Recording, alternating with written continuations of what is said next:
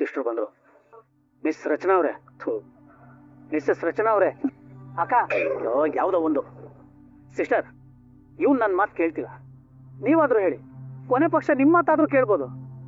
ಹಾಂ, ಮೋಸ್ಟ್ಲಿ ಇನ್ನು ಮುಂದೆ ನಿಮ್ಮ ಮಾತು ಕೇಳ್ಬೋದು ಅನ್ಸುತ್ತೆ. ಹೇಳಿ, ಮನೆ ಬಿಟ್ಟು ಹೋಗೋದು ಬೇಡ ಅಂತ ನೀವಾದರೂ ಹೇಳಿ. ಕ್ಷಮಿಸಿ, ನಾವಿಬ್ರು ಯೋಚನೆ ಮಾಡಿನೇ ಈ ನಿರ್ಧಾರ ತಗೊಂಡಿರೋದು. ಓ, ಆಗಲೇ ಯೋಚನೆ ಮಾಡಿ ನಿರ್ಧಾರ ಮಾಡಾಗಿದೆ. ಸರಿ ಆಯ್ತಪ್ಪ, ಮಾಡಿರೋ ನಿರ್ಧಾರನ ಚೇಂಜ್ ಮಾಡೋ ನಿರ್ಧಾರ ಮಾಡ್ಬೋದಲ್ಲ ಮಾಡಿ ಮಾಡೋ.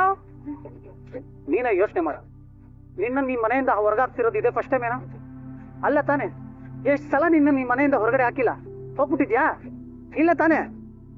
ಈಗಲೂ ಹಂಗೆ ಅನ್ಕೊಳ್ಳೋ ಪ್ಲೀಸ್ ಕಣೋ. ನೋಡು, ಮದುವೆಗೂ ಮುಂಚೆ ನಿನ್ನ ಮನೆಯಿಂದ ಹೊರಗಡೆ ಹಾಕಿದಿದ್ರೆ ಅಯ್ಯೋ ಗಂಡಸು ಎಲ್ಲಾದ್ರೂ ಫುಟ್ಪಾತಲ್ಲಿ ಜೀವನ ಮಾಡ್ತಾನೆ ಅಂತ ಆರಾಮಾಗಿ ಇರ್ಬೋದಾಗಿತ್ತು. ಆದ್ರೆ ನೀವು ಮದುವೆ ಆಗಿದೆ ಕಣೋ. ನೋಡೋ ರಚನಾ ಅವ್ರನ್ನ ಕರ್ಕೊಂಡು ಎಲ್ಲಿ ಹೋಗ್ತೀಯೋ? ಬೆಂಗಳೂರಲ್ಲಿ ಎಲ್ಲಿ ಅಂತ ಜೀವನ ಮಾಡ್ತೀಯಾ? ಪ್ಲೀಸ್ ಕಣೋ, ಯೋಚನೆ ಮಾಡೋ. ಕಾವ್ಯ ಕಾವ್ಯ ಕಾವ್ಯ ನಿಂತ್ಕೋ ಕಾವ್ಯ. ನೀನ್ ನನ್ನ ಜೊತೆ ಮಾತಾಡದೆ ಇದ್ದಿದ್ದೇ ಇಲ್ಲ, ಈಗ ನೀನ್ ನನ್ನ ಜೊತೆ ಮಾತಾಡದೆ ಹೋಗ್ತೀಯಾ? ನೋಡೋಣ, ನನ್ಗೆ ನಿನ್ ಮೇಲೆ ತುಂಬಾ ಕೋಪ ಬಂದಿದೆ. ನನ್ ಕೋಪ ಕಮ್ಮಿ ಆಗೋವರೆಗೂ ನೀನ್ ಮಾತಾಡ್ಸಕ್ ಬರ್ಬೇಡ. ನೀನ್ ಈಗೆಲ್ಲ ಮಾಡಿದ್ರೆ ನನಗ್ ಮಾತಾಡ್ಸ್ಬೇಕು ಅಂತ ಅನ್ಸುತ್ತಾ? ಈಗ ದಾರಿ ಬಿಡು. ಕಾವ್ಯ, ನೀನ್ ಆಮೇಲೆ ಬಂದು ಮಾತಾಡ್ಬೇಕು ಅಂತ ಹುಡುಕಿದ್ರು ನಾನೆಲ್ಲಿ ಸಿಗೋದಿಲ್ಲ. ಅಣ್ಣ, ಏನ್ ಹೇಳ್ತೀಯಾ? ಹೌದು ಕಾವ್ಯ, ನೀನ್ ಹೋಗಿ ವಾಪಸ್ ಬರೋಷ್ಟ್ರಲ್ಲಿ ನಾವೀಗ ಮನೆ ಬಿಟ್ಟು ಹೋಗ್ತಿದ್ದೀವಿ. ಕಾವ್ಯ, ನಾನು ಕೈ ಮುಗಿದು ಕೇಳ್ಕೊತೀನಿ, ನಾವಿಲ್ಲಿಂದ ಹೋಗೋಷ್ಟರಲ್ಲಿ ಅಪ್ಪ ಅಮ್ಮನ್ನ ಹೊರಗಡೆ ಕರ್ಕೊಂಡ್ಬಂದು ನನಗೆ ಆಶೀರ್ವಾದ ಮಾಡಕ್ ಹೇಳು. ಅವ್ರ ಆಶೀರ್ವಾದ ಇದ್ರೆ ನಂಗೇನೋ ಒಂಥರ ಧೈರ್ಯ ಇರುತ್ತೆ.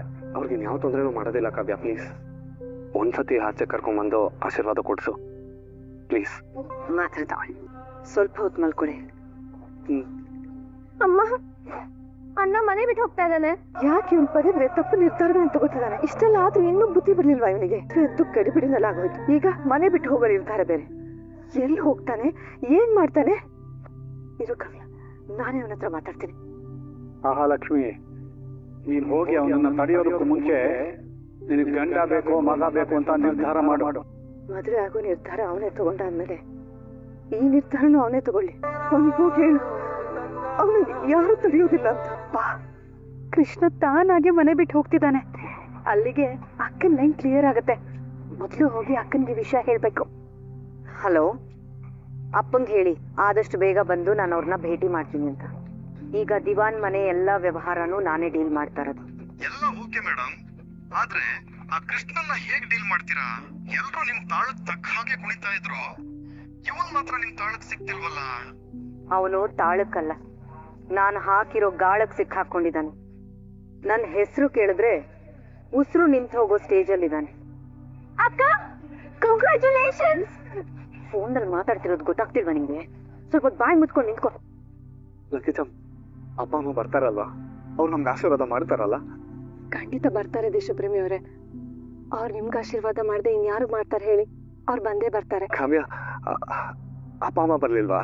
ಕಾವ್ಯ, ನಾನು ಅಪ್ಪ ಅಮ್ಮನಿಗೆ ಬಟ್ಟೆ ತಗೊಂಡ್ ಹೋಗ್ತೀನಿ. ಅಪ್ಪ ಅಮ್ಮನಿಗೆ ಬಟ್ಟೆ ನನ್ನ ಜೊತೆಗಿದ್ರೆ ಜೊತೆಗೆ ಇದ್ದಾರೆ ಅಂತ ಅನ್ಸುತ್ತೆ. ಅರ್ಥ? ಕಾವ್ಯ ಅಳ್ಬೇಡ, ನೀನ್ ಯಾಕೆ ಹೇಳ್ತಿದ್ಯಾ? ಇನ್ಮೇಲೆ ಈ ಮನೆ ಜವಾಬ್ದಾರಿ ನೀನ್ ತಗೋಬೇಕು. ಅಪ್ಪ ಅಮ್ಮನ್ನ ಚೆನ್ನಾಗಿ ನೋಡ್ಕೋಬೇಕು.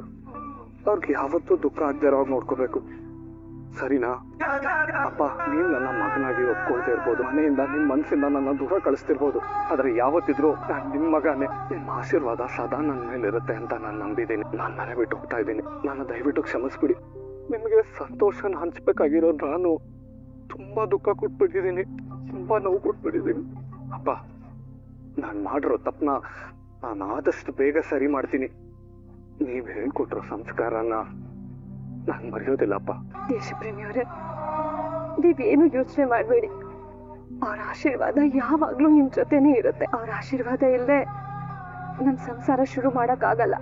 ಜಗತ್ತಿಗೆ ಬೆಳಕು ಕೊಡೋ ಸೂರ್ಯನ್ಗೆ ಗ್ರಹಣ ಹಿಡಿಯುತ್ತಂತೆ, ಆದ್ರೂ ಅವನು ಬೆಳಕು ಕೊಡೋದನ್ನ ಮರೆಯೋದಿಲ್ಲ ಅಲ್ವಾ? ಹಾಗೆ ನಮ್ ಜೀವನದಲ್ಲಿ ಸಾಕಷ್ಟು ಕಷ್ಟ ಬರುತ್ತೆ, ಆದ್ರೆ ನಾವು ಕುಗ್ಬಾರ್ದು, ಧೈರ್ಯವಾಗಿ ಎದುರಿಸ್ಬೇಕು. ನಿಮ್ ನೆರಳಾಗಿ ನಾನು ಇರ್ತೀನಿ, ಧೈರ್ಯವಾಗಿ. ರಚನಾ, ಹೇಗಿದ್ದೀರಾ ಮಾವ? ಚೆನ್ನಾಗಿದ್ದೀನಿ. ಶ್ರೀಮತಿ ಎಲ್ಲಾ ವಿಷಯನೂ ಹೇಳಿದ್ಲು, ಅದಕ್ಕೆ ನಿಮ್ಮನ್ನ ಮನೆ ಕರ್ಕೊಂಡು ಹೋಗಕ್ ಬಂದಿದ್ದೀನಿ. ಅಕ್ಕ ಈ ಸುಮ್ಮನೆ ನಾನು ಅಕ್ಕ ಮುಖ್ಯವಾದ ವಿಷಯ ಹೇಳ್ಬೇಕು. ನಾನ್ ಹೇಳೋ ಇಂಪಾರ್ಟೆಂಟ್ ವಿಷಯ ಕೇಳಿದ್ರೆ ಅಕ್ಕ ಕುಂದಾಡ್ಬಿಡ್ತಾರೆ. ಅಯ್ಯೋ ನೀನ್ ಹೇಳಿದ್ರೆ ಕುಂದಾಡ್ಬೋದೇನೋ, ನಾನ್ ಹೇಳೋ ವಿಷಯ ಕೇಳ್ಬಿಟ್ರೆ ಸೆಲ್ ಮುಗಿದೋಗಿರೋ ಗೊಂಬೆ ತರ ಸ್ಟಿಲ್ ಆಗ್ಬಿಡ್ತಾರೆ. ಸ್ವಲ್ಪ ಬಾಯಿ ಮುಚ್ಕೊಂಡು ನಿಂತ್ಕೋ, ಇಲ್ಲಾಂದ್ರೆ ಮತ್ತೆ ಕಪಾಳ ಮೋಕ್ಷ ಆಗುತ್ತೆ. ಆದ್ರೆ ಇವತ್ತು ಹೇಳೋ ವಿಷಯ ಕೇಳಿದ್ರೆ ಅದೇ ಕೆನ್ನೆಗೆ ಜಾಬನ್ನ ಇಡ್ತಾರ. ಅಯ್ಯೋ ನಿಮ್ಮಿಬ್ರದ್ ಏನ್ ಗೋಳು? ಫೋನ್ ಅಲ್ಲಿ ಮಾತಾಡಕ್ಕೂ ಬಿಡಲ್ವಾ? ಅಕ್ಕ ನಿನ್ ಹತ್ರ ಏನೋ ಮೊದಲು ಬಂದಿದ್ದು ನಾನ್ ಹೇಳ್ದು. Gents first, ladies first. ನಾನು ಯಾರಾದ್ರೂ ಒಬ್ರು ಹೇಳ್ ಸಾಯ್ರಿ, ಇಲ್ಲಾಂದ್ರೆ ನಿಮ್ಮಿಬ್ರನ್ನ ನಾನ್ ಸಾಯಿಸ್ತೀನಿ. ಅಕ್ಕ ಆ ಕೃಷ್ಣ ಮನೆ ಬಿಟ್ಟು ಹೋಗ್ಬೇಕು, ಅಪ್ಪ ಅಮ್ಮನ ಆಶೀರ್ವಾದ ತಗೋಬೇಕು ಅಂತ ಆ ಕಾವಿನ ಹತ್ರ ಹೇಳ್ತಾ ಇದ್ದ. ನಿಮ್ ಅತ್ತೆ ಮಾವ ಹೊರಗಡೆ ಹೋಗ್ಲಿಲ್ಲ. ನನಗನ್ಸುತ್ತೆ ಇಷ್ಟೊತ್ತಿಗಾಗ್ಲೇ ಅವ್ನು ಇಲ್ಲಿಂದ ಹೊರಟೋಗಿರ್ತಾನೆ ಅಂತ. ನಿಂಗ್ ಮುಗಿತಾ ಅಕ್ಕ? ಅದು ಅರ್ಧ ಸತ್ಯ ಮಾತ್ರ, ಪೂರ್ತಿ ಸತ್ಯ ಏನು ಅಂತ ನಾನು ಹೇಳ್ತೀನಿ. ಆ ರಚನೆ ಇದ್ದಾಳಲ್ಲ, ನಿನ್ನೆ ರಾತ್ರಿ ಕೃಷ್ಣನ್ ಕರೆದು ಮನೆ ಬಿಟ್ಟು ಹೋಗೋದ್ರ ಬಗ್ಗೆ ಪ್ಲಾನ್ ಮಾಡ್ತಾ ಇದ್ರು. ಅದಕ್ಕೆ ಆ ಕೃಷ್ಣ ಬೆಳಿಗ್ಗೆ ಎದ್ದು ಮನೆ ಬಿಟ್ಟು ಹೋಗೋದಕ್ಕೆ ಅವ್ರ ಅಪ್ಪ ಅಮ್ಮನ ಆಶೀರ್ವಾದ ತಗೊಳೋದಕ್ಕೆ ಕಾಯ್ತಾ ಇದ್ದ. ಆದ್ರೆ ಅವ್ರ ಅಪ್ಪ ಅಪ್ಪ ಬರ್ಲಿಲ್ಲ.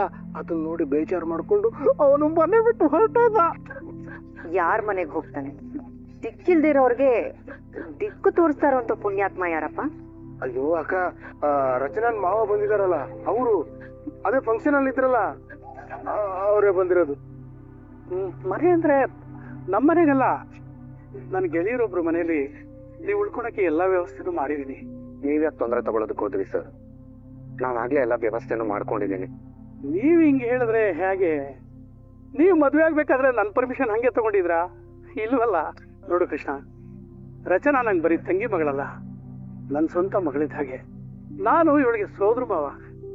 ಅವಳಿಗೆ ತೊಂದರೆ ಆಗೋದಕ್ಕೆ ನಾನ್ ಬಿಡ್ತೀನ? ಸರಿ ಬನ್ನಿ ಹೊರಡೋಣ. ನಿಂತ್ಕೊಳ್ಳಿ. ಇವ್ರು ಬೇರೆ ಬಂದು ಈಗ ಏನ್ ಮಾಡ್ತಾರೋ ಅಂತಾನೆ ಗೊತ್ತಿಲ್ಲ. ಕೃಷ್ಣ, ಮನೆ ಬಿಟ್ಟು ಹೋಗ್ತಿದ್ಯಾ? ನೀನ್ ಹೇಳಿ ಅಂತ ಗೊತ್ತಿದೆ, ಅದನ್ನ ನೀನ್ ಪದೇ ಪದೇ ಏನ್ ಪ್ರೂವ್ ಮಾಡೋ ಅವಶ್ಯಕತೆ ಇಲ್ಲ. ನನಗೂ ಹೇಳ್ದೆ ಹೇಳಿ ತರ ಈ ತರ ಓಡೋಗ್ತಿದ್ಯಲ್ಲ. ನಾನು ಓಡೋಗ್ತಿಲ್ಲ, ನನ್ನಿಂದ ಇಲ್ಲಿ ಯಾರಿಗೂ ತೊಂದರೆ ಆಗ್ಬಾರ್ದು ಅಂತ ದೂರ ಹೋಗ್ತಿದ್ದೀನಿ ಅಷ್ಟೇ. ಒಂದ್ ವಿಷಯ ಮಾತ್ರ ಕರೆಕ್ಟ್ ಆಗಿ ತಿಳ್ಕೊಳ್ಳಿ ಅದ್ಗೆ, ನಾನ್ ಈ ಮನೆಯಿಂದ ದೂರ ಇರ್ಬೋದು, ಆದ್ರೆ ನಿಮ್ ಮನೆಯವ್ರಿಗೆ ಯಾರಿಗೂ ತೊಂದರೆ ಆಗೋದಕ್ಕೆ ನಾನು ಬಿಡೋದಿಲ್ಲ. ಮನೆ ಬಿಟ್ಟು ಹೋಗ್ತಿದ್ಯಾ? ಎಲ್ಲಿ ಹೋಗ್ತಿದ್ಯಾ? ನಾನು ರಚನಾ ಅವ್ರ ಸೋದ್ರ ಮಾವ. ಇವರಿಬ್ರು ಉಳ್ಕೊಳೋದಕ್ಕೆ ನನ್ನ ಗೆಳೆಯರ ಮನೆಯಲ್ಲಿ ಎಲ್ಲ ವ್ಯವಸ್ಥೆ ಮಾಡಿದ್ದೀನಿ. ಇವರಿಬ್ರು ಅಲ್ಲೇ ಇರ್ತಾರೆ. ನೀವು ಇವ್ರನ್ನ ಮನೆ ಕರ್ಕೊಂಡು ಹೋಗ್ತೀರಾ? ಚೆನ್ನಾಗಿದೆ. ನಿಮ್ಗೊಂದ್ ಮಾತು ಹೇಳ್ದೆ ಅವಳು ಮದ್ವೆ ಮಾಡ್ಕೊಂಡಿದ್ದಾಳೆ ಅಂತವಳ ನೀವು ಮನೆ ಕರ್ಕೊಂಡು ಹೋಗ್ತೀರಾ? ಇವ್ರ ಅಪ್ಪ ಸತ್ತಾಗ ಸ್ವಂತ ತಂಗಿನ ನೀವು ಮನೇಲಿ ಇಟ್ಕೊಳಕ್ ಆಗ್ಲಿಲ್ಲ, ಅಂಥದ್ರಲ್ಲಿ ನಮ್ ಸಮಸ್ಯೆಗೆ ಪರಿಹಾರ ಸೂಚ್ಸಕ್ ಬಂದ್ಬಿಟ್ರಾ? ಈ ಕೃಷ್ಣನ್ಗೆ ಸಹಾಯ ಮಾಡೋ ನೆಪದಲ್ಲಿ ಇವ್ನ ನಿಮ್ಮ ಋಣದಲ್ಲಿ ಕಟ್ ಹಾಕಿ ಈ ಮನೆ ಆಸ್ತಿನೆಲ್ಲ ಹೊಡ್ಕೊಳ್ಳೋದಕ್ ಪ್ರಯತ್ನ ಮಾಡ್ತಿದ್ದೀರಾ? ಏನಮ್ಮ ಹಿಂಗೆ ಹೇಳ್ತಿದ್ರ?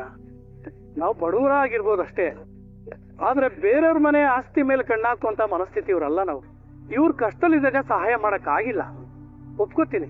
ಆದ್ರೆ ಇವಾಗ ನನ್ನ ಕೈಲಾದ ನಾನು ಮಾಡ್ತಾ ಇದ್ದೀನಿ. ನಾನು ಏನೇ ಮಾಡಿದ್ರು ರಚನೆ ಒಳ್ಳೇದಕ್ಕೆ ಮಾಡೋದು. Oh really? ನನ್ಗೆ ಯಾಕೋ ಇದನ್ನೆಲ್ಲ ನಂಬಕ್ ಆಗ್ತಿಲ್ಲಪ್ಪ.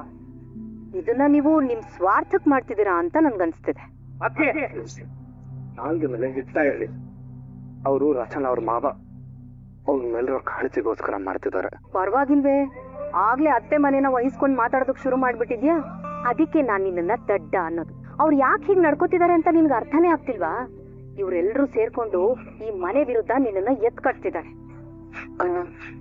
ದಯವಿಟ್ಟು ಅಲ್ಲಿಂದ ಹೊರಟೋಗಿ. ನನ್ನ ಮಗಳಿಗೆ ನಿಮ್ಮ ಆಶೀರ್ವಾದ ಸಿಗ್ಲಿ ಅಂತ ನಿಮ್ಮನ್ನ ಕರ್ಸ್ಕೊಂಡೆ, ಆದ್ರೆ ಇಲ್ಲಿ ನಿಮ್ಗೆ ಅವಮಾನ ಆಗ್ತಾ ಇರೋದು ನನ್ನಿಂದ ನೋಡಕ್ ಆಗ್ತಾ ಇಲ್ಲ.